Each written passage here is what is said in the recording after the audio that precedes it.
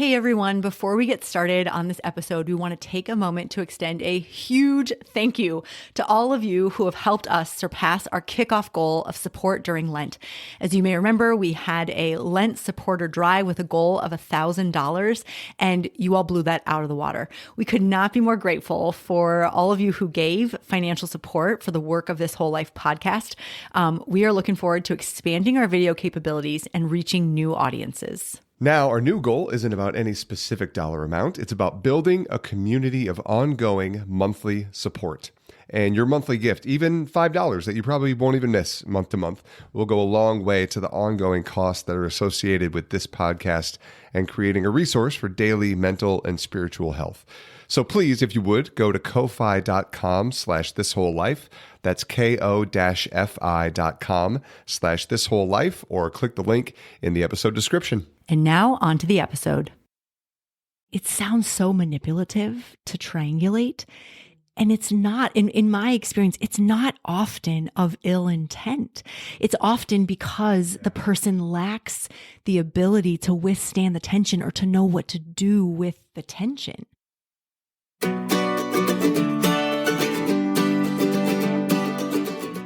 Welcome to This Whole Life, a podcast for all of us seeking sanity and sanctity, and a place to find joy and meaning through the integration of faith and mental health. I'm Kenna Millea, a licensed marriage and family therapist, and I'm happy to bring you this podcast along with my husband, Pat Millea, a Catholic speaker, musician, and leader. We invite you to our kitchen table. Okay, not literally, but you're definitely invited into the conversations that we seem to keep having once the kids have scattered off to play and we're left doing the dishes. We're excited to share this podcast for educational purposes. It's not intended as therapy or as a substitute for mental health care. So let's get talking about this whole life. I'm not gonna stand here with my friends down and Welcome back to This Whole Life. Welcome to another Relationship Roundtable, these special episodes in which we bring members of our team here at the Martin Center for Integration to talk about something specific to health in relationships. And tonight, I have Addy Diaz. Welcome back. Hello, thank you. Addy. And Ben Baker, marriage and family therapist. Welcome. Yeah, excited to be here. And we are talking about triangulation. I'm going to let that simmer for a second. But I want to just briefly kind of touch on why these relationship roundtables, why these special episodes that will intersperse a few times throughout each year. Because at This Whole Life, we are always thinking about relationships. We are always thinking from a relational perspective. And that's just like an occupational hazard I think I have as a marriage and family therapist. And you all are just subject to that as our listeners. But in these relationship roundtable episodes, we're highlighting concepts or themes, really breaking down, learning what it's like to be inside the mind of a relationally focused therapist. I went to grad school to be a marriage and family therapist, and I love my job, but I often say, and I really mean this, that if I couldn't do my work tomorrow, all that time, all that money would still be worth it because of what I have learned for my own relationships, my own marriage, my relationships with my children, my in-laws, my family of origin, my friendships, my colleagues, my clients, certainly. They're all impacted by this learning. And so we don't want to be gatekeepers here. We want to share the wealth. And that's what we're doing in these episodes. So good news, listener, you do not have to go to grad school to learn how to support your mental health and spiritual flourishing and the relationships that mean the most to you. You can just listen to us and do what we say, okay? It's just that simple. So you'll hear more of these episodes in due time. And who knows, maybe someday the Relationship Roundtable will be a spin-off podcast from This Whole Life. I can dream, right, guys? That's right. That's right. You'd be my co-host. It'd be great. Oh my gosh, I would love that. It'd be great. Okay. So before we jump in, because we are three therapists in a room, I am curious, Addy, then Ben, what was the moment, this is like a warm up because we're not going to do highs and hearts here tonight, but what was the moment that you knew you wanted to be a therapist? Was there this crystallization of this is my call, this is my dream? Okay, yeah. So the thing that comes to mind is I was a youth minister before this, and there was a Bible study that I was leading, and I got feedback from the co-leader that was helping me. She talked to me after one of the Bible studies, and she was like, Addy, I think people want this to be a Bible study and not therapy. And I was like, oh yeah, so maybe that's what I should be doing. Had you like thought about it before then? It has been a very slow burn. Okay, It has been in the slow cooker for me. But that was a moment of like, oh yeah, I think that would be, I really enjoyed what we just did. Yeah. So maybe this would be a good step for me. Yeah. I think about like in the like called and gifted in the like naming your charisms and what have you. It's a lot about what do other people, it's not what do you enjoy, but it's a lot about like what do other people see in you. Sure. And so that was a moment of like someone else calling this out, you know, for you of like, I see you're actually doing it. Right. like, yes. Without the training. Yeah. Yes, exactly. But can also you not do that because we just want it to be a Bible study? That's awesome. You have this gift. Please stop sharing it. Did you thank her? Oh, she knows. Yeah. Okay, good Yep. deal. She's aware. Nice. And Ben, for you, that moment when it all became clear of like, this is what I got to do. I don't know if there was a specific moment. I think, so background about me. So I was in seminary for a while and then discerned out of seminary, very clearly felt the Lord's call out of seminary to discern married life. And then I realized that I needed to make money doing something, and I had a philosophy degree. Nice. So I was like, what do I want to do? And I think I was like, well, I have this experience in like considering ministry. So like there's some relational like skills that I've gained from that. I think also like there's not as many prereqs that I need to do to go to grad school to be a marriage and family therapist. So philosophy degree and a little bit of psychology classes that I took. So I was like, I'm going to piece this together and be like, I'm going to give this a shot. And then I think I had the same experience as you, kind of where I was like, oh my gosh, these classes are challenging me and revolutionizing my life to the point where I think like the people around me, especially my wife, was like, hey, simmer down just a little bit on the relational stuff. Yeah. So I think it was more, getting into the actual practice of doing therapy, I was like, yeah, I want to do this. Confirmation. Yeah, there's this energy that I get when I'm doing this great stuff. Mm-hmm. So yeah, it took me 3 years to get through grad school, and year 2, Pat was like, I swear to goodness, if you bring home another worksheet or like test for me to take, or like our marriage is not your like laboratory, Kenna. Right, like, just right, back right. up. So, okay. So similar to you, Addy, I was in parish ministry before going back to school and changing careers. And I loved always doing like family catechesis and this idea of like, but how can we bring the family together in the context of church? So that should have been my first clue. But it was when I did like a parenting series and every person I brought in was a therapist. It was like, let's talk about addiction. Let's talk about depression. Let's talk about, and I was like, I think I wanted to attend this series. Like it was the things that were interesting to me and that I was seeing in the other families. And that kind of tipped me off. And it was actually one of the therapists we brought in for one of these parent nights that I ended up doing my first informational interview. I like called him back and was like, could I come to your office and like talk about what you do and like, how I could help support my family with this. So ministry felt, all of us have these backgrounds in ministry. So it feels really close by. Well, thank you for that. I didn't know that about either of you. So thanks for sharing. We work together, but I didn't know this. Okay. So let's take a right-hand turn here into the land of triangulation. So here's the deal. If you have ever felt like you are the monkey in the middle of a relationship or of a dynamic, or if you feel like you're just caught up in a lot of conflict among parties, maybe going home for the holidays is a tense time for you because of some of the dynamics in the home. Or if you just feel confused, like when people are communicating with you and you're left being like, wait, who said what? Where, what? How did I, how did I become the bad guy? Chances are that you've been scooped up into triangulation dynamic. There's a possibility that that's at play. And the deal is that, if you Google, if either of you did this in preparation, if you Google triangulation, there's so much about like narcissism personality disorder and borderline personality disorder. And that is true. It is quite prevalent. It is a regular way of relating for folks who live with those personality structures. But I would also say that just it's a human thing. And I want to talk about more of that tonight. I'm not really interested in so much the deep dive into the clinical diagnostic piece of it, but just what is it about being in a triangle that we humans are like naturally drawn to?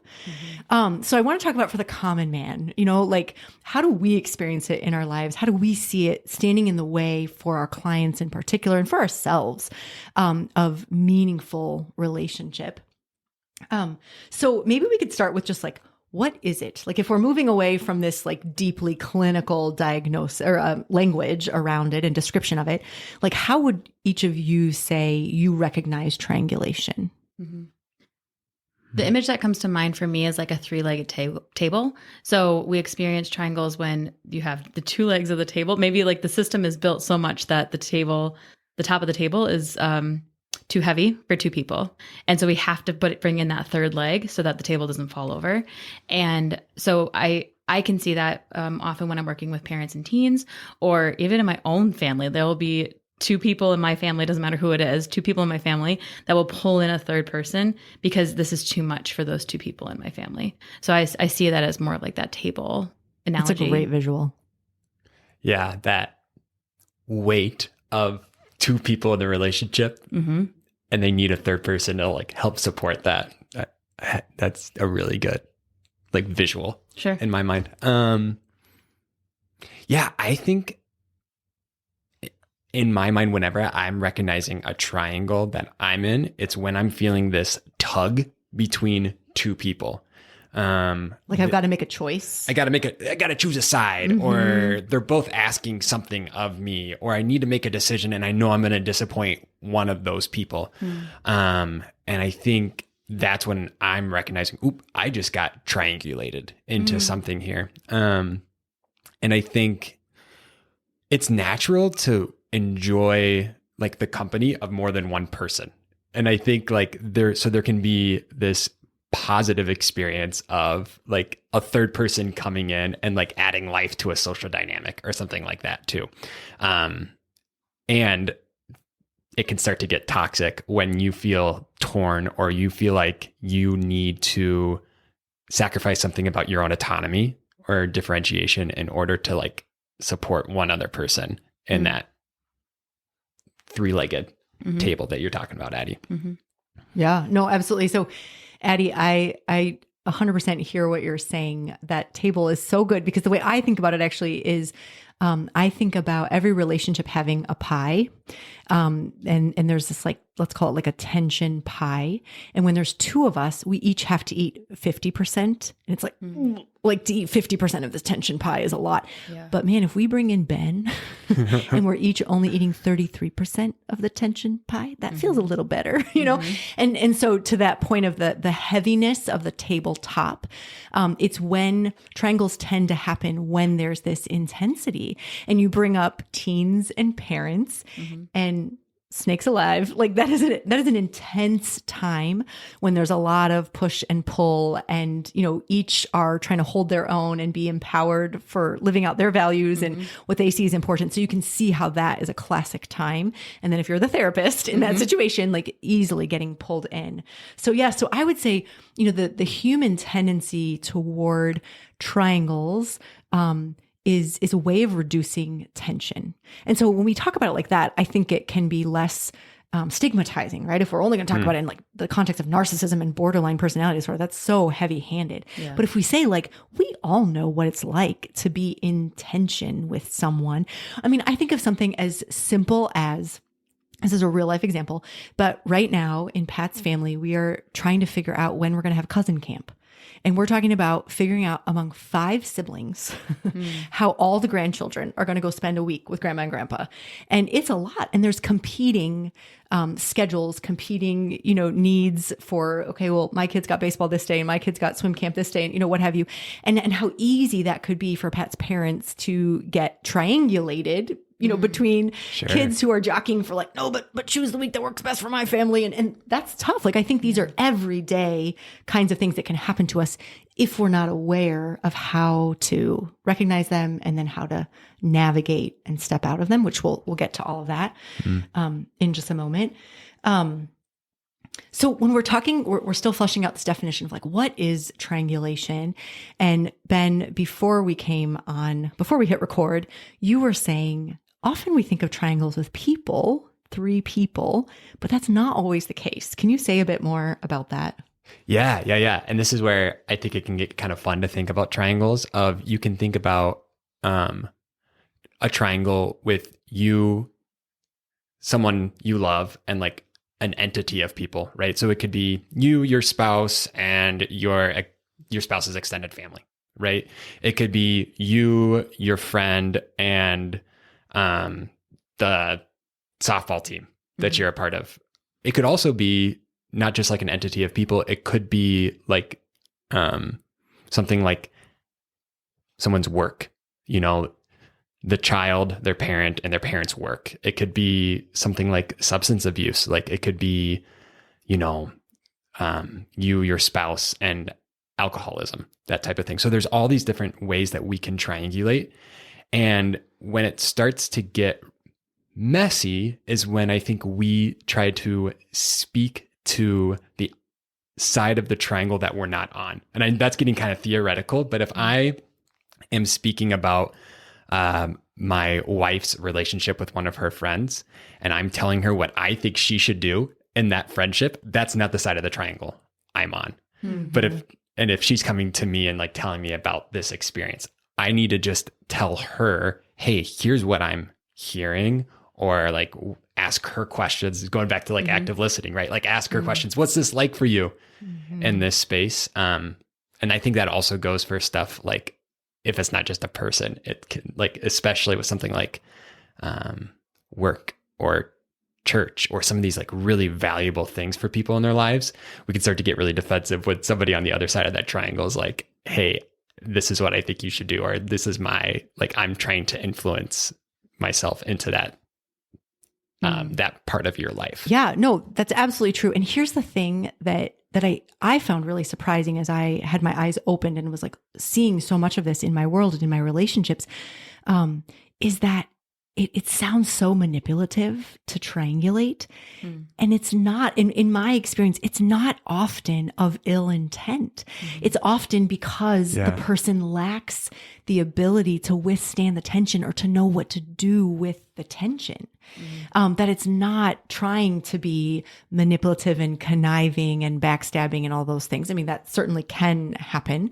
But more often than not, when I see it in my office, especially when I'm doing couples therapy or anything with families where we identify this, it's them coming to realize like, oh, it's been really hard for us to talk about some upset feelings that exist between us. And so we've kind of scapegoated in a sense, like this third party, and let's be mad at Uncle John over there, instead of actually sorting out our stuff. And I think that's something that people miss and can go a long time kind of around and around and around and around and not figure out how do we get out of this conflict. And it's like, well, it's because you're not actually talking about the issue at hand of the tension between the two of you, and you're letting yourselves be distracted by this other thing.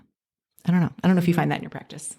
Certainly. And I don't know if you see this in your work, whether it was like in youth ministry or particularly now, like in working with teens, but I'll see it with like parents a lot of times, like they're having trouble in their marriage. But if one of their kids is having like behavioral trouble, they can like find a sense of unity in triangulating with that kid. Yeah. And it's like, they're using that kid's behavior problems almost like as a crutch because they're not getting along. Or vice versa. Sometimes parents will like triangulate a kid into their conflict. Like, can you believe your dad did this? Like, because they don't know, like you're saying, like how to handle that tension. Yeah. I don't know what your experience has been with that. Yeah, totally. Exactly. And what comes to mind with that too is the roles that we take on.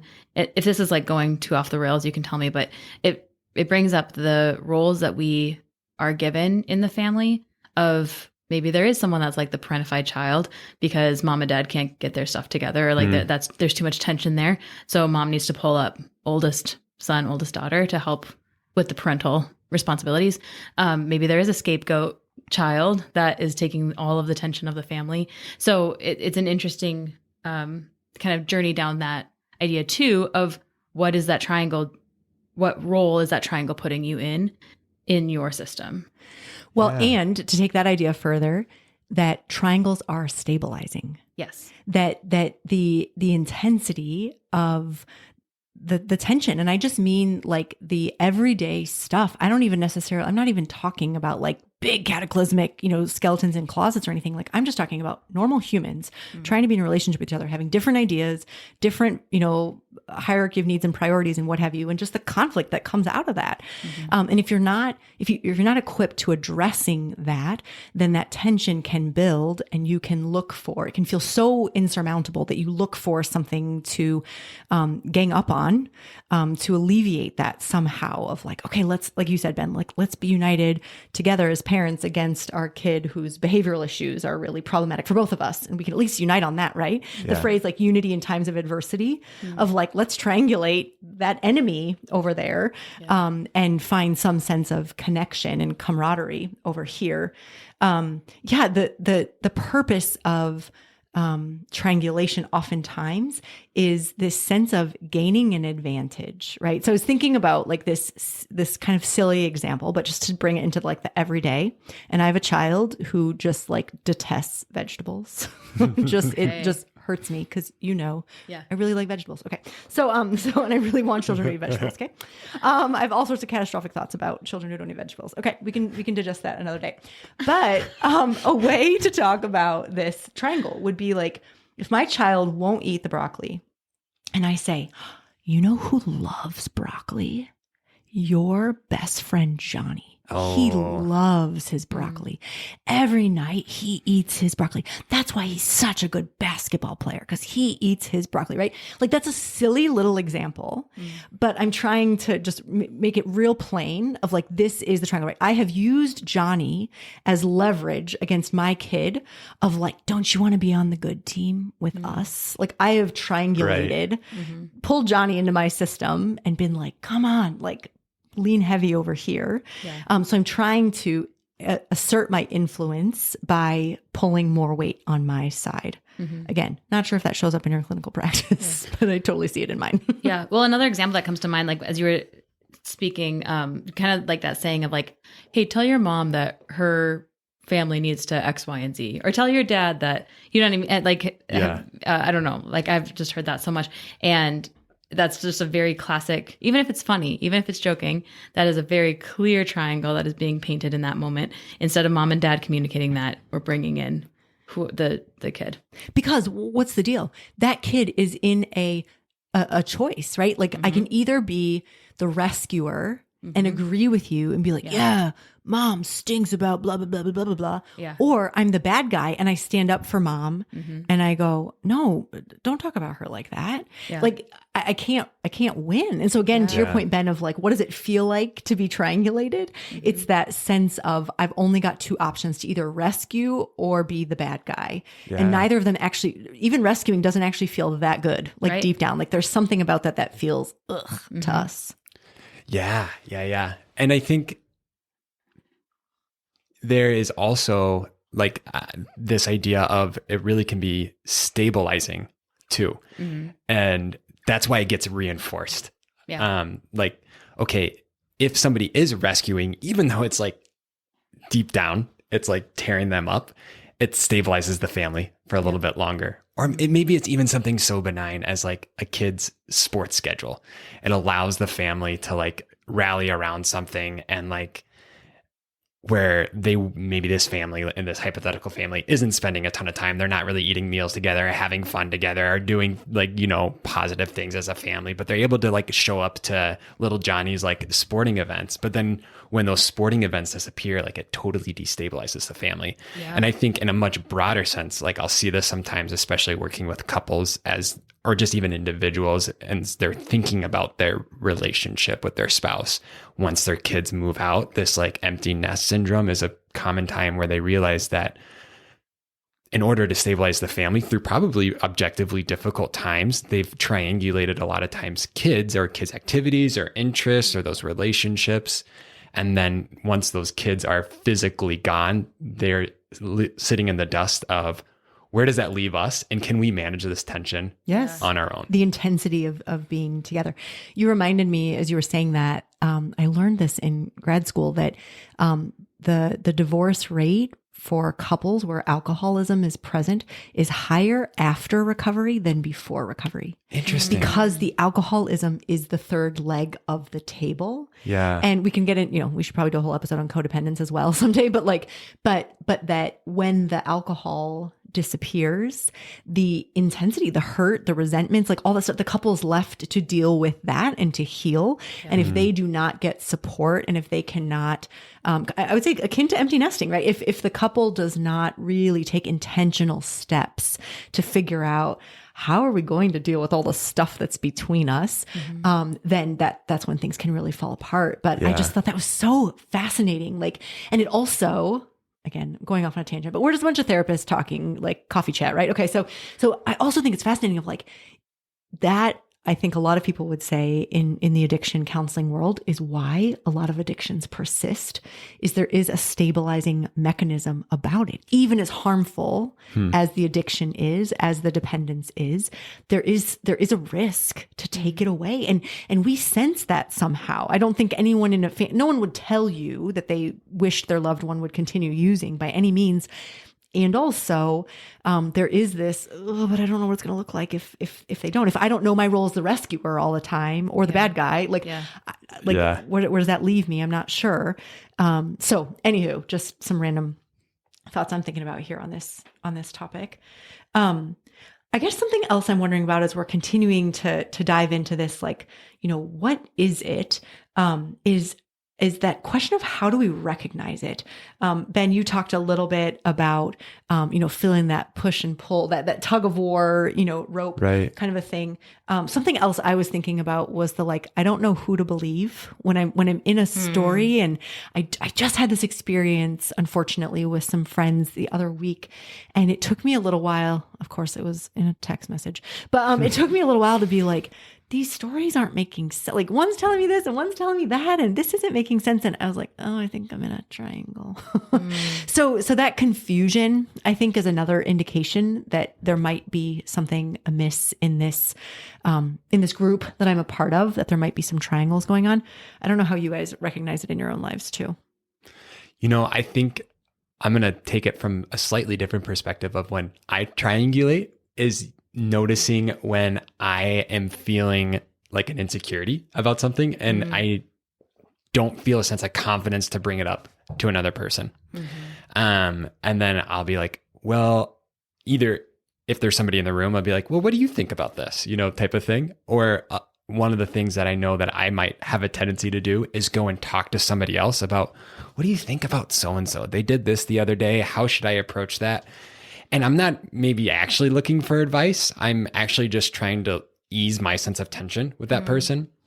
Or I think another common one for people would be if they're triangulating is this, let me just vent to you about this person. I just need to tell you about them. I'm trying to get somebody kind of on their side. And maybe that's not even what's conscious for them, but there is this I can't be alone in this tension between me and this other person and this dyad. I need to bring in this third person to help I know we keep coming back to this word, but stabilize, because relationships are so important to us. And when they feel threatened or there's tension there, we need something to stabilize it, I think. Yeah.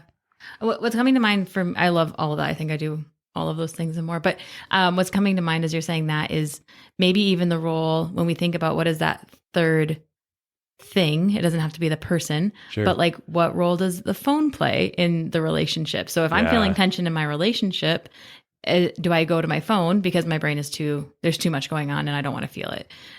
Or do I go shopping, or do I go eat, something like that? So it could be a drug. It could be some like crazy addiction. It could also just be the addiction to your phone or, something like that to help alleviate that stress. Yes. Too. Well, exactly. As Ben was talking, I was thinking about how, I think it was last weekend, there was stuff that Pat and I needed to talk about. It's an intense season of life. There's a lot going on work-wise and family-wise. And we needed to talk about things. And I just knew I didn't have the bandwidth. And I was like, hey, let's watch a movie instead of go to dinner. Because I was like, I know I don't have to address this with you. And so it's, again, it wasn't manipulative. It was, whatever. But it's this reality of like, I didn't have it in that moment to have the hard conversation, to dive in deep, to feel the, and so I was like, let's just bring in this other thing that eases the tension. Yeah. And so to your point, Addy, I think, this is going to happen, right? These things are going to crop up. We're going to notice them. Pat and I are going to watch a movie from time to time because Kenna's too tired to talk about things. But it's when that becomes habitual and when it becomes the way of the relationship, and even more so, which is where I think we come in as therapists, it's when it gets in the way of the flourishing and the health of a relationship, right? When a parent is struggling to connect with their child or have anything other than conflict with their child, when spouses are having a hard time having deep conversations ever, not just that one Friday night in a month when they were both really burnt out and tired and, whatever. So we're pointing out more that, first of all, it happens to all of us and it's a natural thing. And sometimes we don't realize it till it's in our rearview mirror, but more like, can we have our eyes open? This is what grad school did for me. Like it opened me up to like, whoa. Yeah. And then to ask myself when I see it happening, like, am I okay with that? I'm okay with a movie night with Pat every now and again that we both look at each other and we're like, I can't talk about taxes right now. Like I just cannot discuss taxes tonight. Yeah. I know we should balance our budget and talk about what we're doing, for summer vacation this year, but like, I just can't do it tonight.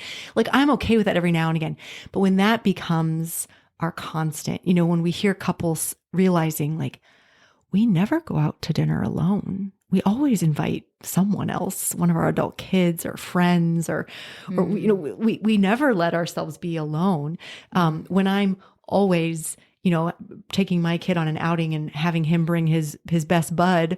And I find myself kind of slinking off with my phone while they're, chatting and doing their, like when that becomes my default way of relating, there's this question of, do I have what it takes to step into the tension that naturally occurs? It's not because anyone's doing anything wrong necessarily, but just that naturally occurs in relationships. Yeah. Can I share another image that's kind of coming to mind as you say this? Bring it. And this just like, it breaks my heart when I see this in public. But when you go out to eat and there are two people on a date and they're both on their phones, and that to me is such like a very silent triangle that's happening. And I see them like, oh, look at this meme or look at this article that I'm reading. And that media content becomes that third point of that triangle. And that is really dangerous because what are we missing if we're talking about memes on our date? Do you know what I mean? And obviously memes are funny. But please keep sending me memes, Addy. I will send you so many, but they can't be the whole, that shouldn't be your date night. Well, hot take. You heard it here first. Truth. I have some opinions on that, I think. Yeah. But I love what you're saying, Addy, is like, that is a symptom of this deeper issue of like, why isn't there comfort? Why aren't we working on being able to be at table without something to mediate our connection? Yeah. Why aren't we able to maybe even sit in awkward silence for a moment and be like, gosh, what's up with you lately? And why aren't we able to do that? And I think you're absolutely right that technology has become this quick fix for all of us to resist having to feel these tensions that occur between us and people that we want to be connected with. Yeah. Yeah. So the next question that I wanted to dive into with you guys was, why does this happen? Like, what is this human pull toward triangles? And we've answered it in a couple different ways. Addy, I think your, visual of a table that only has two legs. Yeah. And Ben, you brought it up exactly. Instability. That we are looking for, the clinical term would be homeostasis, right? We're looking for the steady hum of the machine of the relationship. We're looking for just that easy breezy status quo. Like, let's find that. And often as humans, because we are, often survival seeking beings, we're like, what's the fastest way there? And it's certainly not to do the hard thing and have the hard conversations or sit in the tension or the awkward silence or what have you. It's let's triangulate this thing. But I think, again, if we can know, like, why do I do that? Why does that come up with me?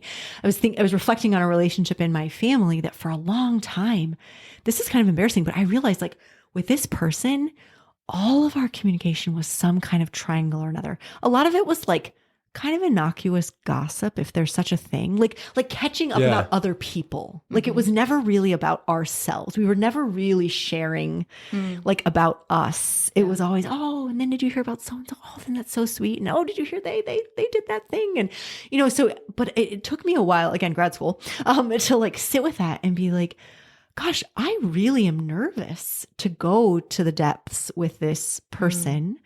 Why is that? I do some soul searching for myself of like, is it just our compatibility? Is it just kind of our, character together?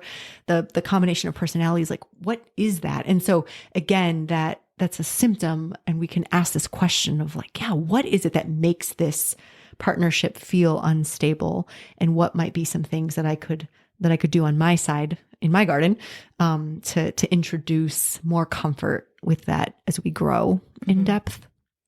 So that insecurity, instability, that broccoli situation with my kid who won't eat broccoli, like that idea of I feel insecure, so let me call in for backup, of sorts. Even if that backup wasn't consenting, best friend Johnny did not know I was going to throw him under the bus that night. So any other thoughts on like why this happens or what you see going on in your observer role as a therapist, of like why this shows up in people's lives? Well, I think there's a reinforcement that triangles do work in certain circumstances and work well. Like I'm just thinking like a courtroom, you need a judge to triangulate between the prosecution and the defense. Otherwise it'd be chaos.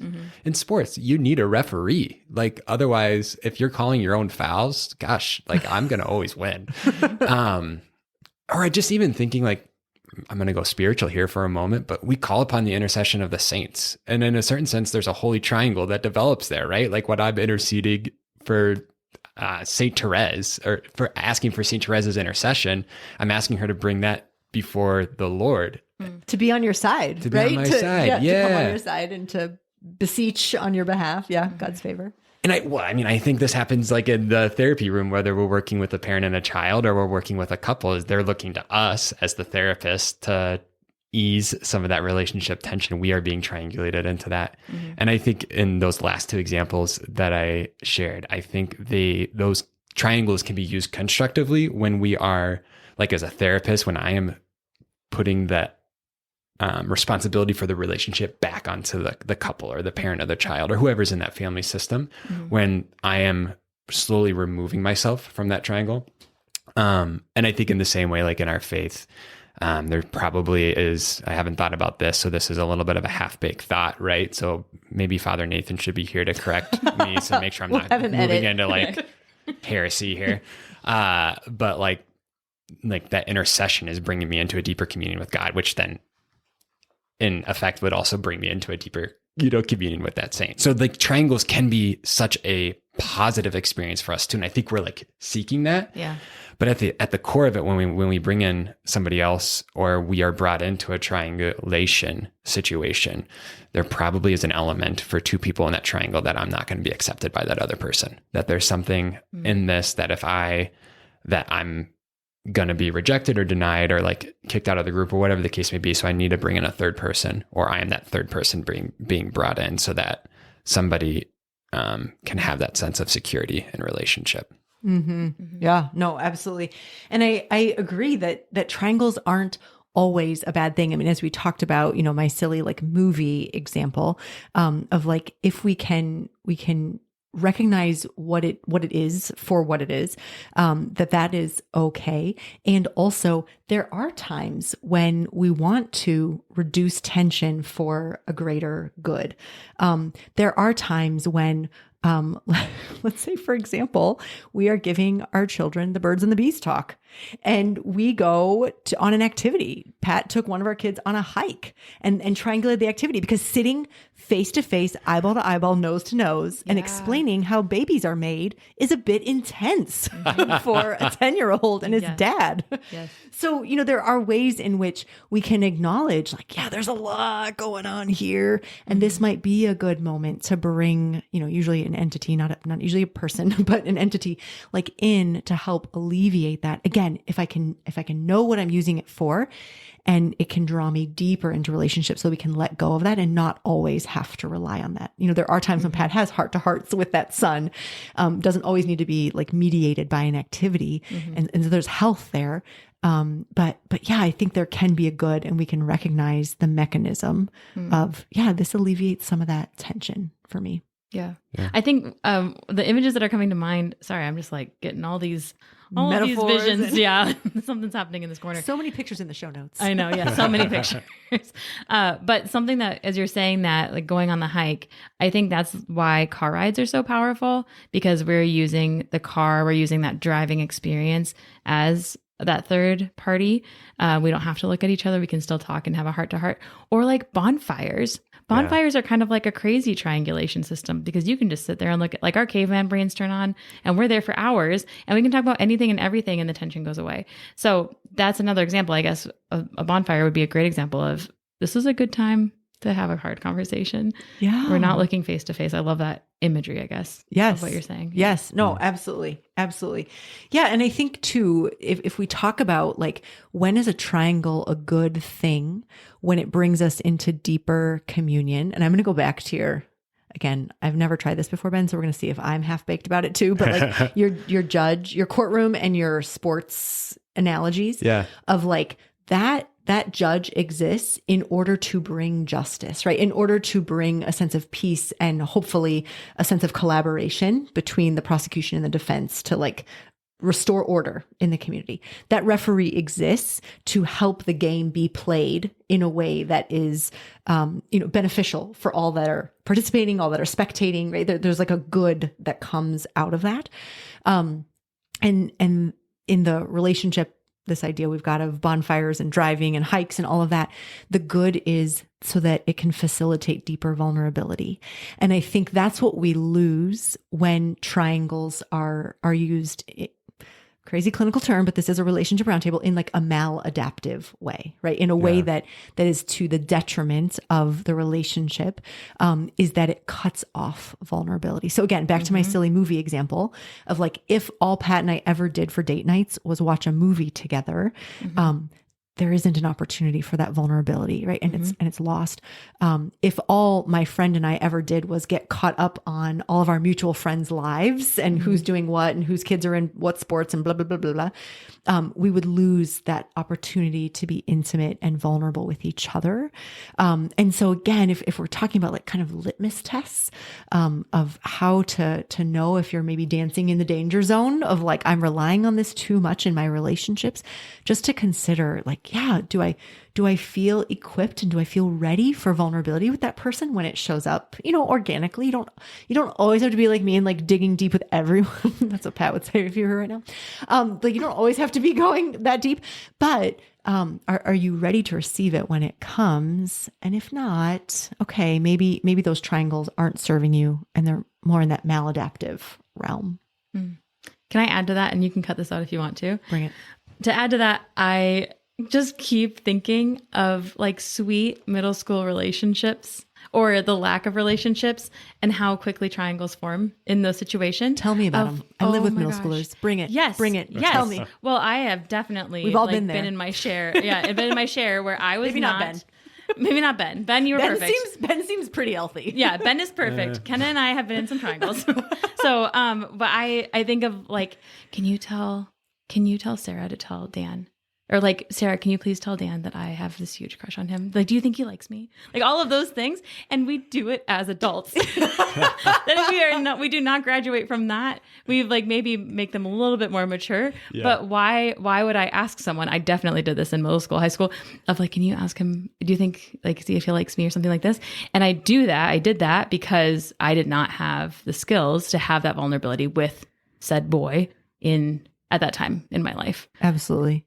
And true or false, it happens in our offices. I'm sitting with a husband and wife, and he turns to me and says, don't you think that's ridiculous that she said that? I'm like, dude, she's right here. Like, right. You did not need to bring me in like that. Yeah.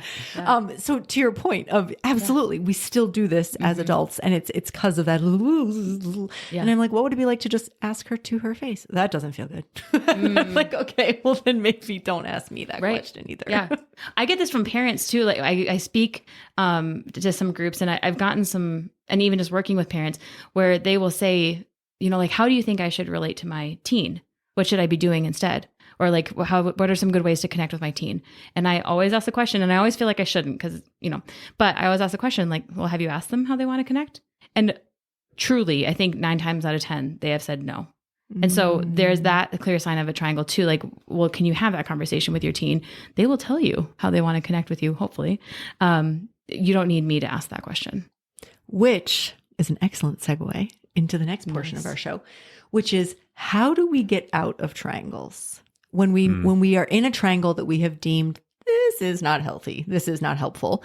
How do we get out of this, right? In our workplaces, in our extended families, I think are a hotbed for triangles because there's this understandable distance between folks. You know, it's not like when you're all living in one house when you're growing up. It's like, yeah, and then I texted so-and-so, and then 2 days later, that person called this person and talked about it. And, you know, so in our workplaces, in our family relationships, yeah, with those that we so deeply desire to be close to, like, how do we get out of this? And I say to people all the time, the shortest distance between 2 points is a straight line. Right. So Ben, Addy, and I, we are sitting in a triangle. We couldn't even help it. I guess if we sat like airplane style and just all sat next to each other, but we're not. We're in a triangle, right? So Addy, to get to me, the shortest path is not through Ben, right? Which would be the triangle, but it's to come directly to me. And so to your point, Addy, of Mom, Dad, have you asked teen how they want to spend time with you? Yeah. To go directly. And people are like, they're like horrified by the, like when my client, when I say to him, can you just ask your wife that question? You know, the intensity of that. But it really is to break the triangle down. How can the relationship between Addy and Kenna be strong, be authentic, be open, be free? How can the space between Ben and Addy be strong, authentic, and open and free? How can the space between Ben and Kenna be vulnerable and open? And, you know, we gotta break it down. I find myself doing that with clients often, is like literally drawing out the triangle that they're talking about. Because it happens even with my individuals. It's not just couples or like family. Like, I don't need multiple people in a room to have a triangle on my couch. Because they're, you know, telling me this story about what their brother did last night. And can you even believe that thing? And, you know, and so breaking it down of drawing like the straight lines of like, tell me about the quality, the strength, the durability of this person and this person, right? What we call dyads in our work. Yeah. As you're describing that moment of telling one member of like a couple that you're working with, like, have you told your wife that? I'm just imagining that if any of my couples are like listening to this, they're probably rolling their eyes, because how many times I'll tell them like, I'm going to have you do this goofy thing, but I actually want you to turn towards your spouse and tell them what you just told me, or maybe tell them a little bit differently than, can you believe that they did that? You know, I'm feeling shocked that you did that. Or I think like parents and teens get sometimes from parents like, do you think you could talk to Timmy about this thing? I think it might be really good for it to come from you. And in my mind, and sometimes what I'll say is, it actually might be really good for it to come from you, but we can practice how to do that so that Timmy's actually receptive to that. And I think that's like one of those ways to step out of that triangulation is to encourage and empower and just instill with confidence in that other person that I think this is simpler than you're making it out to be. Sometimes it's not, I don't want to make this too simplistic, but like, I think you just need to have a conversation with that other person, and it might go better than you coming and talking with me about said thing. Yeah. Yeah. Absolutely. Absolutely. Other thoughts, Addy, on breaking down triangles? Yeah, I think just to Ben's point, I think with that, it's easy to say, okay, well then just turn into the other corner of the triangle that you've been avoiding. But it also comes, and I'm thinking of, okay, working with parents and teens, we have to learn how to communicate. So it's not going to just be turn to that corner of the triangle and then communicate with them like you've always communicated with them. We have to learn, shameless plug for my active listening podcast episode. Episode 69, Active Yes. Listening with Addy Diaz. Yeah, just go give that one a little listen. But we have to maybe face what has been going wrong in communication with that part of the triangle before we just like go loose. Do you know what I mean? Mhm. We need No, to adjust absolutely. our ways. Yeah. Absolutely. And that's, I think, yeah, exactly what we were talking about earlier of when we notice the triangle, can it bring this awareness of like, ooh, I want to examine this. Like, what is it about this that is so difficult? And part of it could be the communication. Part of it could be we've just been in a constant conflict cycle. Right. And so the thought of bringing anything up, even if I have the best of intentions, it just feels like it's going to be a hot mess or, you know, what have you. So yeah, absolutely. But extricating ourselves out of that triangle. And I think we as therapists are constantly doing that. And I think it can be so easy with our individual clients in particular to like gang up with them against the person that's not present, the person who's not there to defend themselves. You know, I find that I can end a session and be like, oh my gosh, and like realize that that's just what happened. And yeah, feel really annoyed with myself for falling into that trap. But again, it can feel so good, even as a therapist in the moment to like be, you know, help our client feel empowered and, you know, feel excited about something and like they have someone on their side. So I get why I do it.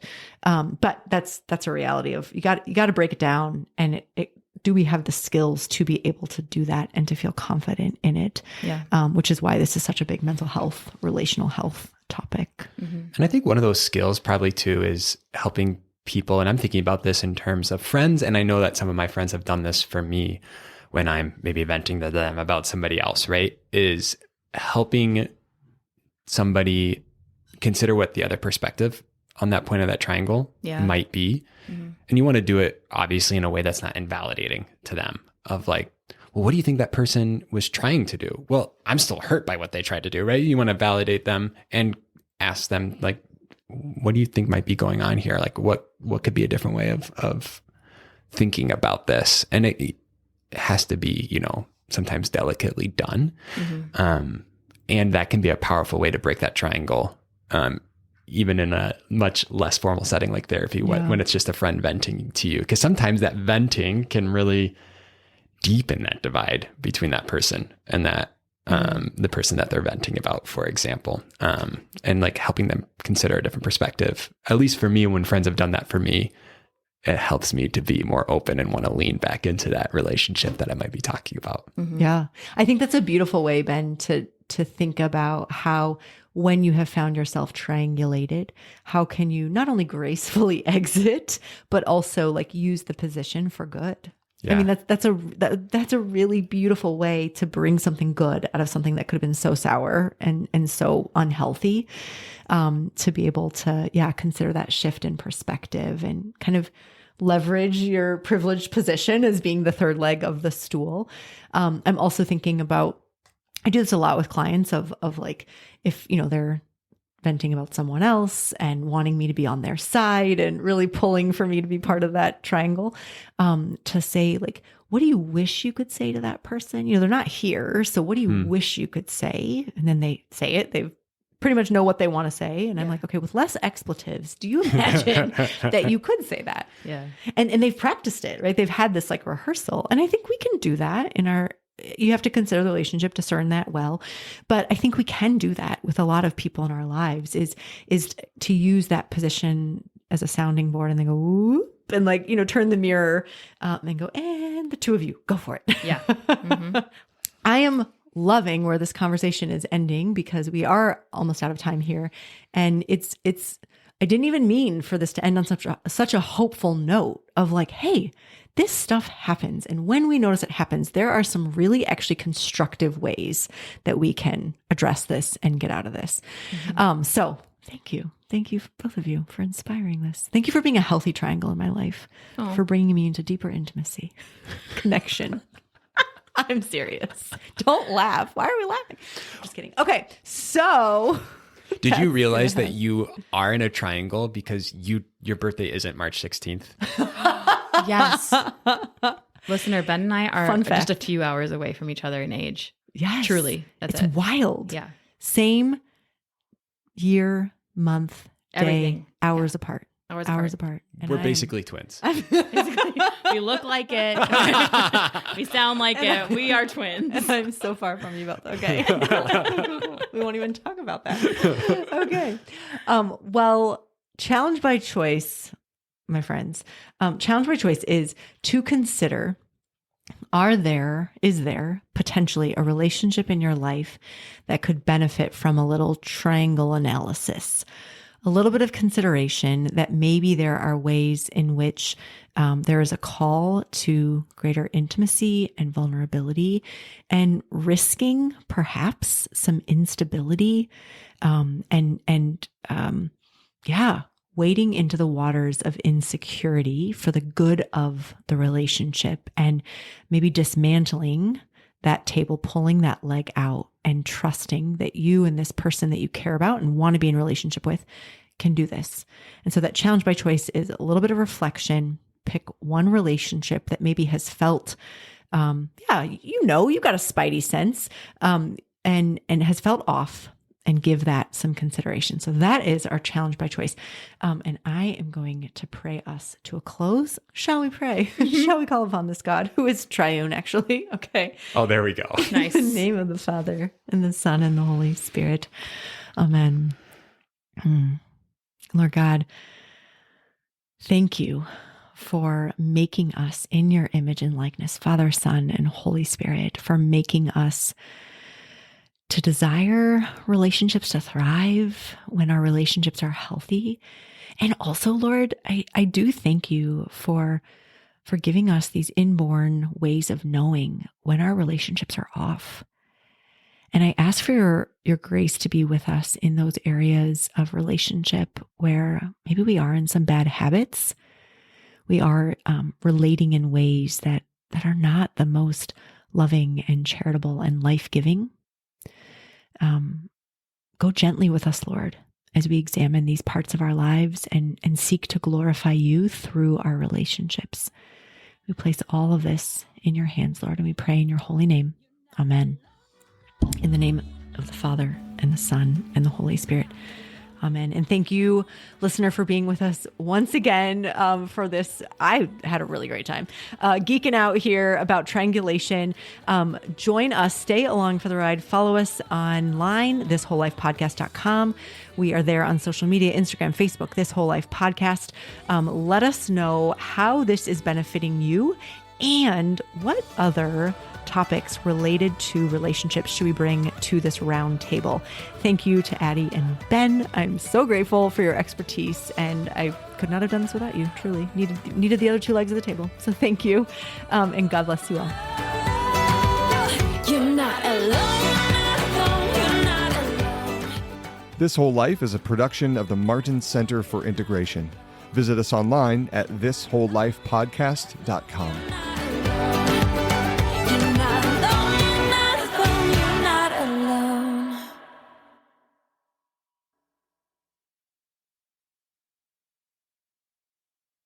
Is there such a thing as a two-legged table? I'm realizing how far this analogy is potentially falling apart. What? I don't think so. Is that like a pommel horse? Like a Yeah. No, Yeah, like it's a four gymnastics. legs. Yeah. Yeah. Well, sorry, Or listener. like, That's or like as far a as that really, went. really wide leg on Yeah. both sides.